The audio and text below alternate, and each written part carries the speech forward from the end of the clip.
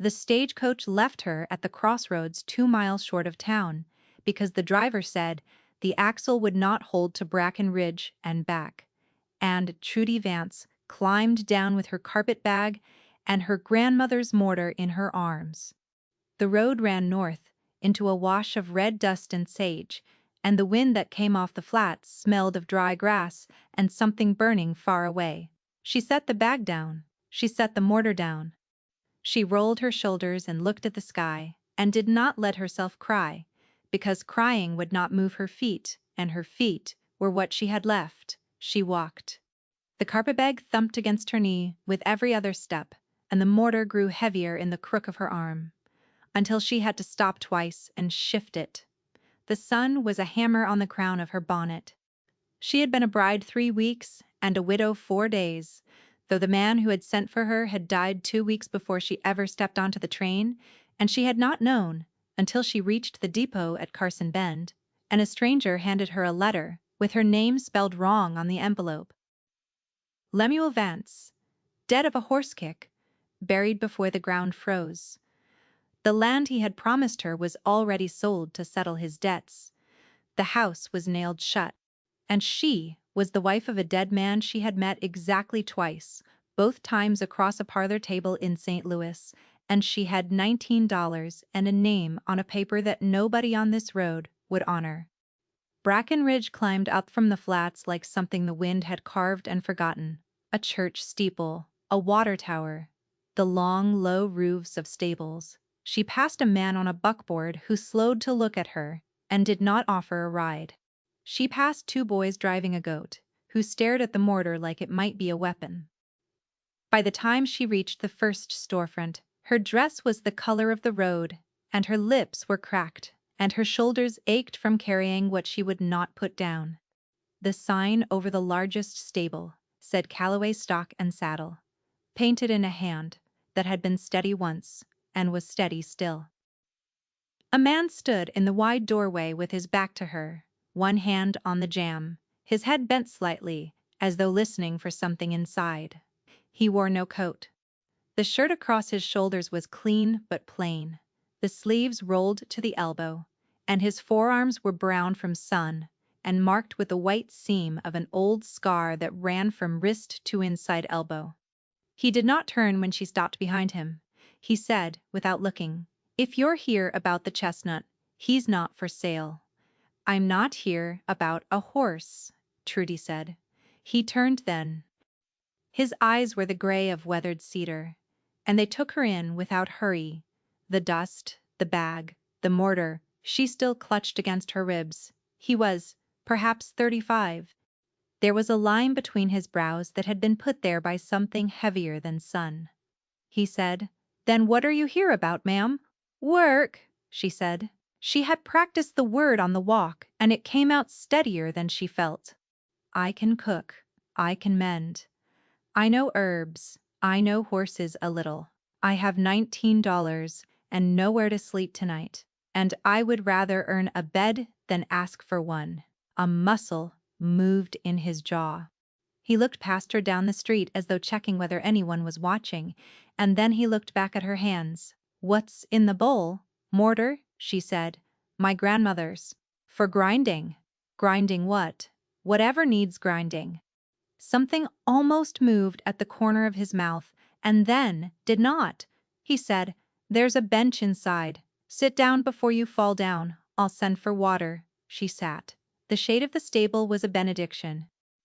The smell of clean straw and horse sweat and saddle leather wrapped around her like a quilt she had not known she needed, and for a moment she closed her eyes and let her head rest against the rough plank wall. When she opened them again, a boy of perhaps 12 was holding out a tin cup, and the man, Callaway. She understood now, Holt Callaway, because a woman passing on the boardwalk had called the name through the door, was crouched near a stall halfway down the aisle, one hand flat against the neck of a tall black stallion whose head hung lower than it should. Trudy drank. She watched. She had grown up between her father's failing apothecary and her uncle's livery, and she had learned to read an animal the way other girls learned to read music. The stallion's flank was tucked. His coat had the dull cast of a horse that had stopped sweating when it should still have been damp. His ears were not pinned, but not forward either. They hung at the wrong angle, as though he was listening to something inside himself. She set the cup down. She stood. "Mr. Calloway," she said. He did not look up. "Catch your breath, ma'am. How long has he been quiet?" Now he looked up. His hand stayed where it was, on the great arched neck. 3 days. He won't eat his grain. He'll take water but not enough. The vet's at the fielding place till tomorrow nightfall, and I sent a boy this morning to fetch him sooner. But the road's washed and he can't get through. May I come closer?" He hesitated. The hesitation was not about her. She saw that in the way his eyes flicked to the stallion and back. It was about the horse. The horse mattered to him in a way that made him careful of strangers. She kept her voice low. "I won't touch him without your say." He stood up slowly and stepped back from the stall and gestured her in with the smallest movement of his chin. She walked the aisle the way she had been taught to walk a sick aisle in her uncle's barn, quiet, unhurried, breath even. The stallion's eye rolled toward her and stayed. She stopped 2 feet from the bars. She breathed. She let him smell her. "What's his name?" "Ulysses." "How old?" 7. "Won his class at Cheyenne last spring." He ran the long drive at the head of the herd, and he never broke stride for 9 days, and on the 10th day he came in and would not lift his head. Trudy nodded slowly. She did not break the stallion's gaze. She said, very softly, "Has he passed manure today?" A pause behind her. Then, "Not that I've seen." "Yesterday. Some, not much. Drier than usual. Is he rolling?" "Twice last night. Got up before he could get cast." Trudy closed her eyes for the length of a breath. She had seen this in a mare of her uncle's the summer she was 15, and she had seen it in a gelding 2 years later, and one of those horses had lived, and one had not, and the difference had been the wife of the blacksmith who came with a bucket of warm bran, and a quart of mineral oil and a handful of patience the men had run out of. "Mr. Calloway," she said, "I think his gut is bound. From the drive. From not enough water on the trail, and too much dry feed, and the kind of stress that knots a horse up inside. The veterinarian will tell you the same thing when he gets here, but by then, it may have moved past where a drench will help. If you'll trust me, I can try something now. It's an old remedy. It does not always work. It will not hurt him if it does not." Holt Calloway looked at her for a long moment. She felt the weight of his looking. It was not the look of a man assessing whether a stranger was capable.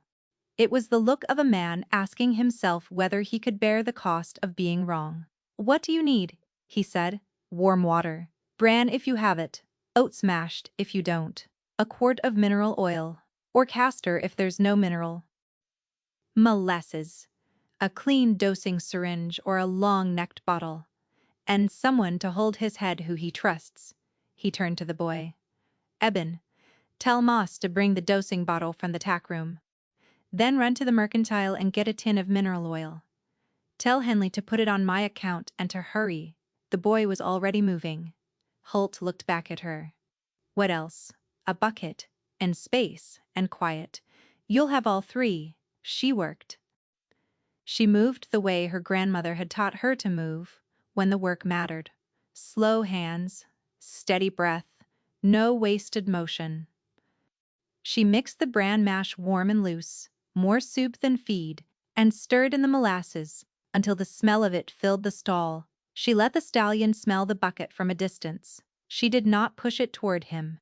She set it on the straw and stepped back and waited. Holt watched her from the stall door. He had not spoken in some minutes.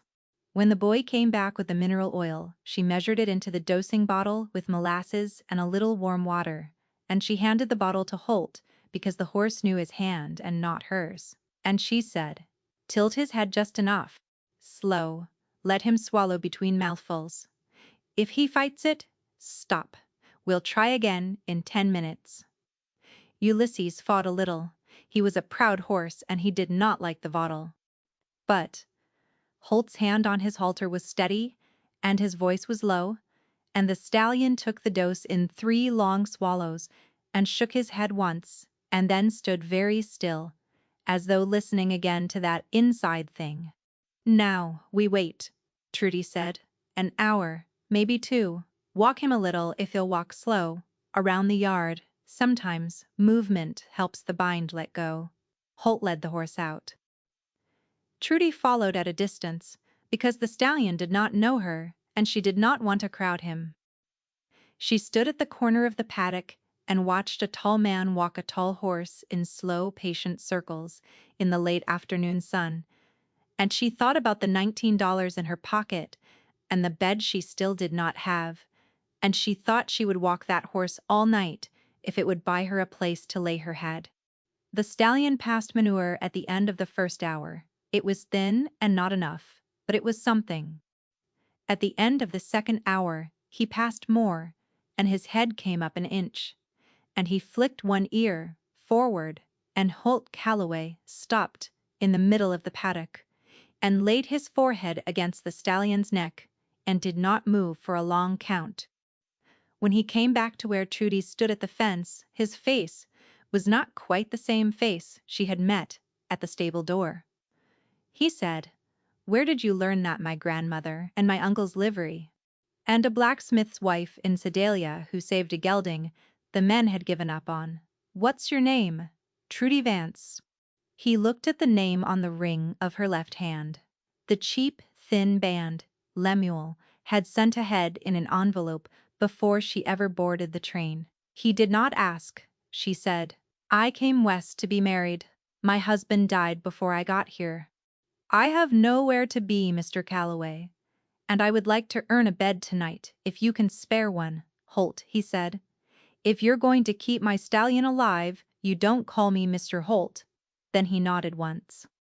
He said, "There's a room behind the tack house. It was the old foreman's. It's clean. It has a bed and a stove and a door that locks. You can have it as long as you want it. I'll pay you $1 a day to mind the sick stock and to cook for the hands on Sunday when the cook is at his sister's. We'll see about the rest as we go." Trudy did not let herself cry. She nodded. She said, "Thank you." He looked away. "Don't thank me till you've slept in it." But she heard, underneath the dryness, the thing he did not say, which was that he did not want her to thank him for what was simply decent. The room was clean. The bed had a wool blanket, the color of dust, and a tick mattress that smelled faintly of cedar, and there was a small iron stove, and a single window that looked east, toward the corrals. She washed her face in the basin he had left filled. She lay down in her dress because she did not trust her own body to wake again if she undressed, and she slept the deep, dreamless sleep of an animal that has found shelter. In the morning, Ulysses was eating. Not much, but eating. She knew it before she opened the stable door, because she could hear the soft, sure rhythm of a horse pulling hay from a manger. And that sound on a frontier morning is the sound of a thing that is going to live. Holt was already in the stall, his hand on the stallion's withers, and when he heard her step, he did not turn, but said, "He drank a full bucket at dawn." "Good. He nickered at me when I came in." Better Holt turned then. There were lines at the corners of his eyes that had not been there yesterday, or that had been hidden by the kind of held breath a man does not know he is holding. He said, "I owe you a horse's life, Mrs. Vance Trudy." The word was careful in his mouth, as though he had not said a woman's first name in a while, and was not sure of the shape of it. She busied herself with the bran bucket so that he would not see her face. The next weeks taught her the shape of Callaway stock and saddle. Holt owned the largest spread north of the river, 3,000 acres of grazing land, a remuda of 40 saddle horses, a breeding string that included Ulysses, and 2 mares whose foals fetched prices that made men whistle. He had built it from a single quarter section his father had left him, and the wages he had earned breaking horses for the army before the war. He was 36. He had been married once. His wife had died of fever in the second year of their marriage, and the child she had been carrying had died with her, and he had not spoken either of their names in 7 years. Trudy learned this, not from him, but from Moss, the old foreman who had been with the ranch since it was a single shack and a corral. Moss told her over coffee on a morning when Holt was out riding fence, and he told her as though he was passing her a tool she would need. "He don't talk about it," Moss said. "He don't talk about much, but he watches you, missus." "I seen him watch." "He watches the stallion," Trudy said. Moss looked at her over the rim of his cup. "He watches the stallion when he's worried about the stallion. He watches you when he ain't worried about nothing at all." "There's a difference." Trudy set her own cup down and did not answer, but the words sat with her through the rest of that morning, the way a stone sits in a pocket, something you can feel without taking it out to look at. The town did not love her. She had known it would not. A woman who arrived alone, who slept on a man's property, who answered to no husband and no father and no brother, that woman was a problem. The women of Bracken Ridge did not know how to file. At the mercantile they did not refuse to serve her, but they did not meet her eye. At the church on her first Sunday, a tall woman in black silk turned her shoulder when Trudy reached for a hymnal, and the preacher's sermon that morning was about Eve, and Trudy walked out at the second hymn and did not go back the next week. The tall woman in black silk was Vashti Pell. She was the widow of the banker, who had financed half the buildings on Main Street, and she had been, Moss told her, with the careful flatness of a man who did not want to say more than was needed, an interest of Holt Calloway's, the year before his wife died. There had been an understanding. The understanding had ended when Holt chose someone else, and Vashti Pell had married a man twice her age and outlived him by a decade, and she had not forgotten, and would not forget. Trudy filed that too. She did not waste worry on it. She had work. The work was good. 6 stock came to her now, a colt with a swollen fetlock, a mare with mastitis, a gelding who had cut himself on wire and would not let any man near the wound. She drew on her grandmother's book of remedies, which she had carried west, folded inside her Bible, and she drew on her uncle's lessons. And she drew on the practical sense her own years had given her. She made poultices of comfrey and slippery elm. She made drenches of warm linseed. She stitched the gelding's wire cut with a curved needle she had boiled in the stove, and the gelding stood for her when he had kicked at 3 men, and Holt Calloway watched her from the rail and said nothing and went back into the office and did not come out for an hour. He started leaving things at her door, a jar of honey from his own bees set on the step before sunrise, a bundle of fresh sage tied with twine, a pair of leatherwork gloves, soft and small enough to fit her hands, with no note. She found these things, and she did not mention them, and he did not mention them, and the silence around them grew into something neither of them was willing to name. He built her a shelf. She did not ask for it. She mentioned, one evening at the supper table, when she had been there a month, and the cook was at his sister's again, and she had made cornbread, and a beef stew, and a pie out of dried apples, that she had nowhere to keep her herb jars where the mice would not get at them. The next morning, the shelf was on the wall of her room. 3 pine boards, plain smooth, set on iron brackets, the height exact for her reach. She stood in front of it for a long time. She arranged her jars in the order her grandmother had taught her: bitter to sweet, hot to cold, calming to waking, and her hand shook a little on the 3rd jar. He had touched the small of her back once. They had been moving a fractious colt through the breezeway of the stable, and she had stepped through the doorway ahead of him, and he had laid his hand flat between her shoulder blades and the small of her back for the space of one breath to steady her past the colt's hind quarters. And his hand had been warm even through her dress and the cotton of her chemise, and neither of them had breathed. And when they were through the doorway, he had taken his hand away and walked on as though nothing had happened. And Trudy had stood in the breezeway for a moment, with her eyes closed and her hand on the post, listening to the place between her shoulder blades go on burning. He taught her to shoot, she had asked. not because she wanted to learn, but because she had seen, the second week of her time at the ranch, a rattler in the woodpile behind the cook shack, and she had killed it with a shovel, and her hands had shaken for an hour afterward. And Holt had said quietly that a woman on a ranch should know how to use a gun, and she had said quietly back that she would like to learn. He took her out to the wash on a Saturday afternoon. He showed her the way the revolver sat in her hand. He stood behind her and laid his arm along hers to steady her aim. And his breath was at the back of her neck, and she missed the bottle on the rock 3 times in a row before she steadied herself enough to hit it. And when she hit it, she heard him laugh for the first time since she had known him. A single low sound that was gone before she could turn to see it. She turned anyway. He was looking at her. His eyes had the cedar gray in them that meant something was moving under the surface. He said, "You're a quick study, Mrs. Vance." "Trudy, Trudy." He looked away. "We should head back. Storm coming." There was no storm coming. The sky was open and gold, but she let him say it. Vashti Pell came to the ranch on a Wednesday in the 7th week. She came in a buggy, driven by a hired boy, and she wore traveling gloves and a hat with a pheasant feather. And she stepped down at the front porch of Holt's house as though she had been there 100 times. Trudy was at the corral working a yearling on a long line, and she saw the buggy from across the yard, and she watched the tall woman in black silk go up the porch steps and knock on the door of the house that Holt Calloway had not invited Trudy Vance into. Once in 7 weeks. Holt came to the door. They spoke. Trudy was too far to hear the words, but she did not need to. She saw the way Vashti Pell laid her gloved hand on Holt's forearm, and the way Holt did not move it away immediately, and she saw him step back inside the house, and the door close behind them both.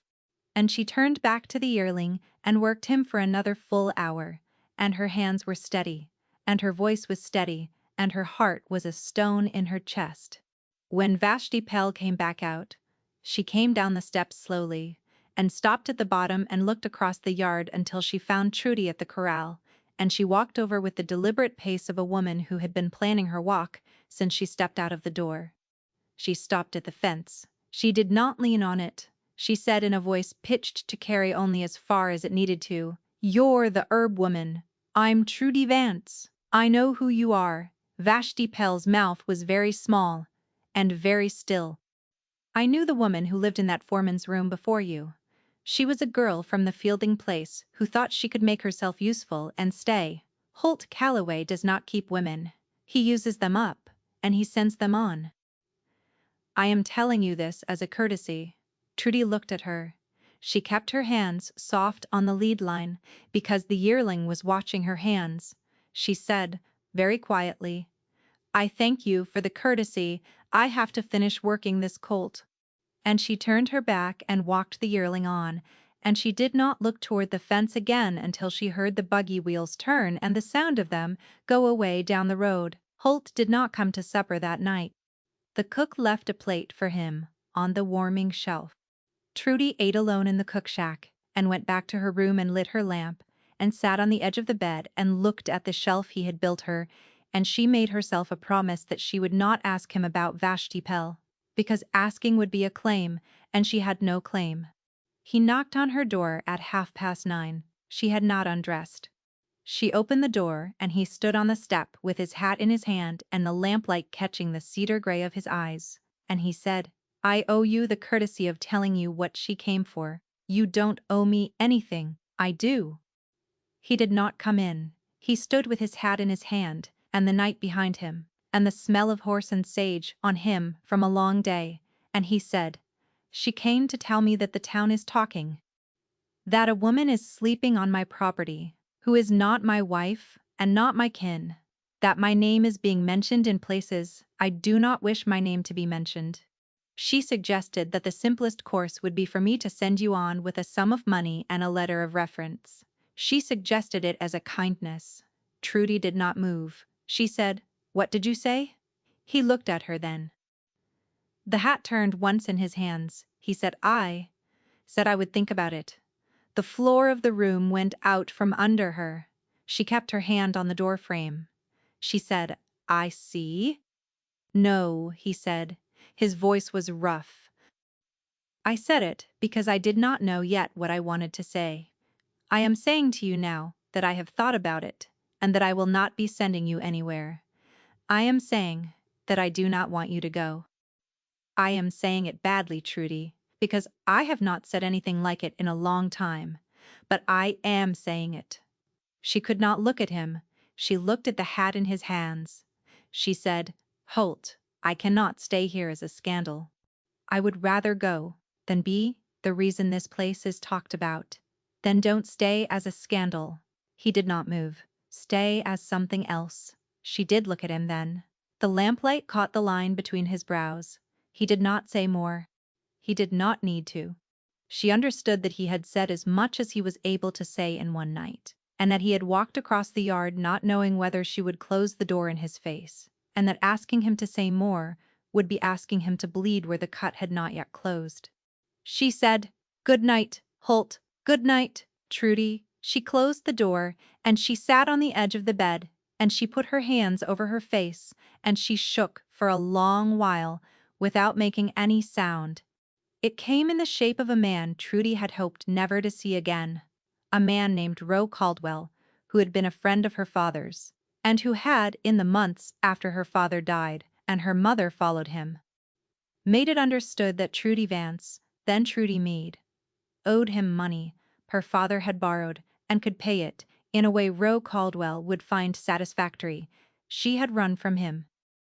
She had taken her grandmother's mortar and her Bible and the train fare a cousin had wired her, and she had answered Lemuel Vance's advertisement in a paper, and she had married a stranger by proxy, because a stranger in Bracken Ridge was less terrible than Roe Caldwell in St. Hay. Lewis. She had thought him 1,000 miles behind her. He rode into the Callaway yard at noon on a Tuesday on a hired roan, and he asked at the stable for Mrs. Vance. Eben came to find her in the herb room. He said, Mrs., there's a man asking after you, and Moss said to come fetch you and not to let on you, was in the herb room, and I think Moss has gone for Holt. Trudy set down the pestle. She wiped her hands on her apron. She said, What does the man look like? Heavy? Black coat? Bad teeth. Talks like he's selling something. Roe Caldwell. Her hands went cold. Eben? She said. Stay in here. Do not come out until Moss or Holt comes for you. Do you understand? Yes, Mrs. She walked out into the yard. The sun was high and white. Roe Caldwell stood by the rail of the small corral with one boot up on the lowest bar and his thumbs in his vast pockets.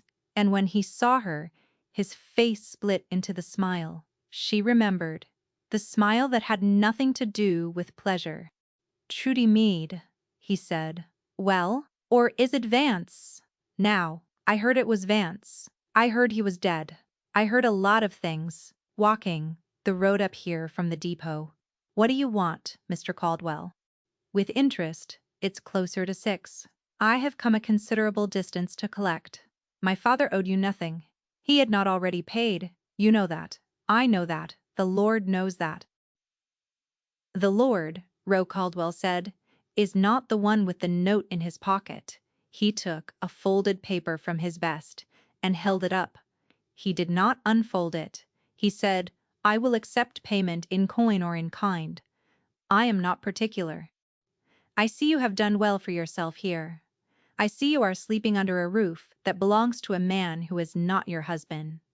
I see a great many things, and I am happy to keep my seeing to myself, for a price. The yard had gone quiet. Trudy was aware at the edge of her vision of Moss moving from the stable toward the house. She was aware that Holt's horse was not in the corral, which meant he was out at the south pasture, which meant Moss would have to send a rider, which meant minutes she did not have. She thought very fast. She said, Mr. Caldwell, the note in your hand is a forgery. My father paid every penny he owed you, and you signed a receipt, and I have the receipt. I have it here, in the office. If you will wait a moment, I will fetch it, and we can settle this in front of witnesses. Roe Caldwell's smile did not change. He had not expected her to say that. She watched his eyes go through 3 small calculations and come out on the side of confidence, because he did not believe she had any such receipt, and he was right that she did not. But he was wrong that she could not produce something close enough to make him want to leave before a sheriff arrived. By all means, he said, fetch your receipt. She walked. She did not run.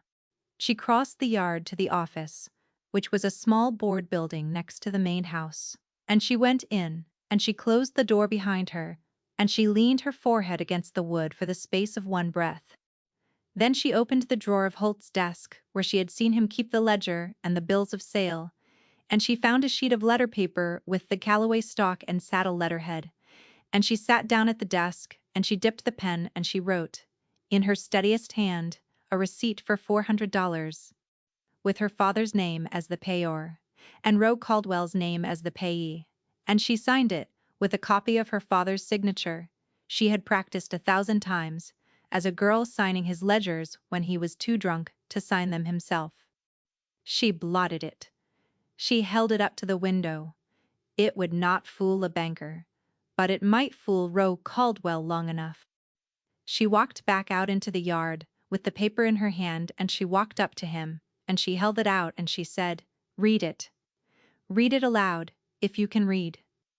He could read. He read it. His face changed. He read it again. He said, This is the receipt you signed. I have kept it 9 years. I will keep it 9 more if I need to. You will leave this property, Mr. Caldwell. You will not come back. If you come back, I will go to the sheriff with this paper and a sworn statement, and I will see you bound over for fraud and extortion. Do you understand me? His face went a color she had never seen on a man's face. He took a step toward her. She did not step back. She heard, behind her and to the right, the unmistakable sound of a revolver being thumbed back. Moss said very calmly, from the porch of the office, "I would not, mister. I would surely not." Roe Caldwell stopped. He looked at Moss. He looked at Trudy. He looked at the paper in his hand. He folded it. He put it in his vest. He said, "This isn't over, Trudy Mead." "It is," she said. "Get on your horse." He got on his horse. He rode out of the yard slow, because he could not let it look like he was running. But he was running, and they all knew it. Trudy stood in the center of the yard until the sound of hoofs was gone, and then her knees went and Moss caught her elbow and walked her to the office bench and sat her down. "Mrs.," he said, "that was a fine piece of work." "I have not seen a finer." "It was a lie," she said. "It was a true lie," Moss said. "Those are the best kind." Holt came in at a gallop 40 minutes later. He had ridden the south pasture horse into a lather. He swung off and he came across the yard at the kind of stride that did not waste motion, and he stopped in front of her where she sat on the office bench, and he looked at her for a long moment without speaking. Then he said, "Moss told me. Are you hurt?" "No." "Are you sure?" "I am sure." He went down on one knee in front of the bench. He took her hand. He turned it over in his and looked at the ink on her fingers from the pen, and he said, "Trudy, who was he?" She told him. She told him the whole of it. Her father's drinking, the borrowed money, Roe Caldwell's offer, the train fare, Lemuel Vance's advertisement, the proxy marriage, all of it. She told it in the flat voice of a woman emptying a drawer. When she had finished, Holt was still holding her hand. He had not let go. He said, "He will come back. I know. Not for the money. For the humiliation. I know." He stood. He did not let go of her hand until he had to. He said, "Stay in the office, Moss." "With her? I am riding to town to see the sheriff. I will be back by dark." He was back by dark. The sheriff was a man named Bridger Vale who had known Holt since both of them were boys, and Bridger Vale took Roe Caldwell out of the rooming house on Main Street that evening, on a charge of extortion that would not hold up in court, but would hold up long enough to put him on a train east with a warning. And Trudy heard the story from Moss the next morning, and she sat down at the cook shack table, and she put her head in her hands, and she laughed until she cried. But Vashti Pell was not finished. Vashti Pell heard the story of Roe Caldwell within a day, and she went to the preacher and she told him that the herb woman at Calloway's was a forger and a runaway, and a woman of low character. And she told him further that Holt Calloway had been seen on a Saturday afternoon teaching this woman to shoot in a manner that no decent man taught a decent woman. And she suggested that the church board should take an interest. The preacher, who was a man easily steered by women with money, took an interest. On the following Sunday, he preached again about Eve, and this time he named no name, but everyone knew the name. And on the following Monday, a delegation of 3 women and the preacher arrived at Calloway Stock and Saddle and asked to speak with Mr. Calloway about a matter of community concern. Holt met them on the porch. Trudy was in the herb room. She did not come out. She did not need to. She could hear the preacher's voice from across the yard, and she could hear the rising note in Vashti Pell's voice, and she could hear Holt's voice, low and level, not raised, saying things she could not make out. She set down the mortar. She washed her hands. She took off her apron. She went out into the yard and she walked across it, and she came up the porch steps and she stood beside Holt Calloway and she put her hand on his arm. The delegation went quiet. Holt looked down at her hand on his arm and then up at her face. She kept her chin level. She said to the preacher, "You have come to ask Mr. Calloway what his intentions are toward me. I will save you the trouble of asking. His intentions are honorable. They have been honorable since the day I walked onto this property, dragging a carpet bag I could barely lift. He has not laid a hand on me that was not a steadying hand. He has not spoken a word to me that he would not speak in front of his own mother. If this town wishes to call me a scandal, it may call me a scandal, but it may not call him one. Not in my hearing." Vashti Pell said, "How dare, I dare." Trudy said, "Because I am the one being talked about, and I am tired of being talked about by people who have not asked me a single question." To my face, Holt did not look at her. He was looking at the preacher. He said very quietly, "Reverend, I would like you to take Mrs. Pell and these ladies off my porch. I would like you to do it now. And I would like you to understand that the next time you preach my name from a pulpit, even by implication, I will be in the front pew, and I will stand up at the end of it, and I will say my piece. Do we understand each other?" The preacher understood. The delegation left. Vashti Pell was the last off the porch, and she paused on the step, and she turned, and she looked at Trudy, and her face was a thing Trudy would remember a long time. But she did not speak. She got into her buggy, and she went. Holt did not move for a long while. Then he turned to Trudy. He took her hand off his arm, and he held it in both of his, and he said, "I am going to ask you something. And I am going to ask you badly, because I have not asked anyone anything like it in a very long time. But I am going to ask. Ask? Marry me. Not because of the town, not because of the talk, because I do not want to spend another day on this place pretending I built that shelf for any reason other than the one I built it for. Marry me, Trudy Vance, and stay." Trudy looked at him. She looked at the cedar gray of his eyes, and the line between his brows, and the hand that held hers. And she thought of Ulysses going down in his stall, and the bran mash steaming in the bucket, and the hand at the small of her back in the breezeway, and she said, "Yes." He breathed out, as though he had been holding it for 7 years. He kissed her then. On the porch, in the open afternoon, with Moss watching from the stable, and Eben peering from behind a fence post, and the dust of the buggy still hanging in the lane. It was not a long kiss. It was not a hot one.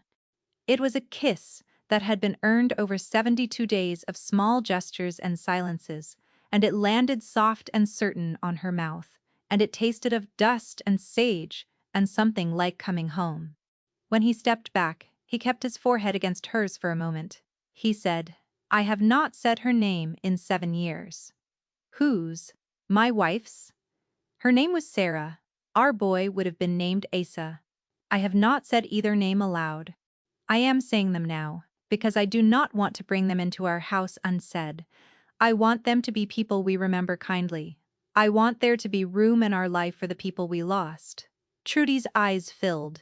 She said, "There is room. There will always be room." He nodded. Once he took her hand. He led her down the porch steps and across the yard to the stable, and he opened the door of Ulysses' stall, and the great black stallion lifted his head and nickered low in his throat. And Holt said, "I told him before I told her. I am telling you, because I do not want to start our marriage with a secret." Trudy laughed. It came out of her as a sound of pure surprise. She said, "You told the horse? I tell him things." "What did he say?" "He said it was about time." They were married 3 weeks later in the small chapel at the south end of town. Not the big church on Main Street. The preacher of the small chapel was an old man with kind eyes who had been a missionary among the Cheyenne for 20 years and did not have time for the politics of Bracken Ridge. He married them on a Saturday morning in September, with the doors open and the sun coming in. Moss stood up as Holt's witness. Eben held the rings. The cook from the ranch brought a pie. Half a dozen ranch hands came in their cleanest shirts and stood at the back, and one of them cried, although he denied it afterward. Vashti Pell was not present. Vashti Pell had left for Denver the week before, on business she said was urgent, and she did not return to Bracken Ridge for 2 years. And when she did, she crossed the street when she saw Trudy on the boardwalk, and Trudy nodded politely and walked on. The town came around. Not all at once. But the women who had turned their shoulders at the hymnal began, one by one, to come to the back door of the ranch with sick children and sprained wrists and asking quietly for the herb woman, and Trudy received them the way she received everyone, without comment and without grudge. And the back door became a path worn by the boots of the women who would not meet her eye on Main Street, but would meet her eye over a sick child's bed. A year on, Ulysses sired a colt out of the older mare, a tall black and white foal, with his father's eye and his mother's calm, and Holt named the colt Asa, and Trudy did not say anything when he said the name. But she stood in the stall doorway with one hand on the doorframe and watched the colt take his first wobbling steps, and she thought of her grandmother's mortar on the shelf in their kitchen, and of the road from the crossroads, and of the long afternoon in the stable when Ulysses had stood with his head hung wrong, and she thought, sometimes the thing you carry into a country is the thing that opens its door. On the evening of their first anniversary, they sat together on the porch of the house, which was now her house too, and the sun went down over the south pasture in a long, slow stain of gold and red. Holt's hand was on her knee. Her head was on his shoulder. Inside the house the cook was finishing supper. In the corral, a yearling was teaching himself to spin in a circle for no reason any human could see. The smell of wood smoke and sage and saddle leather rose off the boards of the porch. Holt said, "I have been thinking about what? About building a room onto the back of the house, a bigger herb room, with a window that catches the morning sun, so you do not have to walk to the herb shed in the rain." Trudy smiled into his shoulder. She said, "You do not have to build me a room. I know I do not have to." She turned her face up to him. He bent his head down. The kiss was unhurried, the kind of kiss that did not have to prove anything, because everything had already been proven. Somewhere out in the south pasture a horse blew through its nose. Somewhere in the kitchen, the cook called that supper was ready. Somewhere down the lane, a wagon came home in the long shadows. And on the porch of Callaway Stock and Saddle, a woman who had walked in from the crossroads with a carpet bag and a mortar and $19 sat in the arm of the man she had healed and who had healed her. And she watched the sun go down on a country that had finally, quietly, made room.